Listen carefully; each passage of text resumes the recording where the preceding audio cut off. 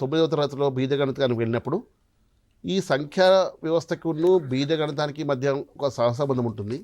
సంఖ్యా వ్యవస్థ నుంచి మనము బీజగణితాన్ని ఈ విధంగా తీసుకోవచ్చు అంటే మనము చాలా ప్రాథమిక స్థాయి నుండి ఆలోచించినట్లయితే సంఖ్యల యొక్క మొత్తము అనేది ఒక విషయాన్ని లేదా సంఖ్యల యొక్క భేదము అనే విషయాన్ని తీసుకుంటే సపోజ్ మనకు 10 + 2 అనేది 12 అవుతుంది. అంటే 12 మొత్తంగా కాగల సంఖ్యలు ఏమేమి కలపవచ్చు అని అన్నప్పుడు పూర్ణ సంఖ్యలు తీసుకుంటే అనంతమైనటువంటి సాధనలు మనం ఇవ్వచ్చు.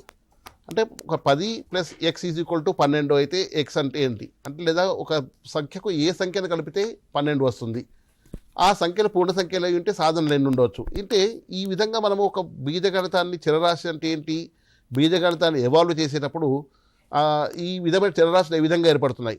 లేదు ఒక మార్కెట్కి వెళ్ళినప్పుడు ఒక కిలో టమాటా ధర ఒక 40 రూపాయలు అయితే 10 కిలోలకి ఎంత అవుతుంది అని అన్నప్పుడు, లేదా నాకు 20 కిలోలు కావాల్సినప్పుడు నేను అతనికి ఎంత డబ్బును చెల్లించాలి అన్నప్పుడు మనము ఏ విధంగా వాటిని సమీకరణాల రూపంలో లేదా ఒక మనము బీజ సమాసంగా ఏ విధంగా రాసుకుంటాము, వీటి గురించి మనము ప్రాథమిక స్థాయి నుంచి అంటే మనము 6th క్లాస్లో బీజగణిత పరిచయం దగ్గర నుండి 9th క్లాస్కి వచ్చేసరికి ఏ విధంగా ఎవాల్వ్ అయింది, 9th క్లాస్కి వచ్చేసరికి మనము బీజీయ సమీకరణాలు వాటిలో ఉన్నటువంటి ఫ్యాక్టరేషన్ కారణాంక విభజన వాటి గురించి మాట్లాడుతున్నాము.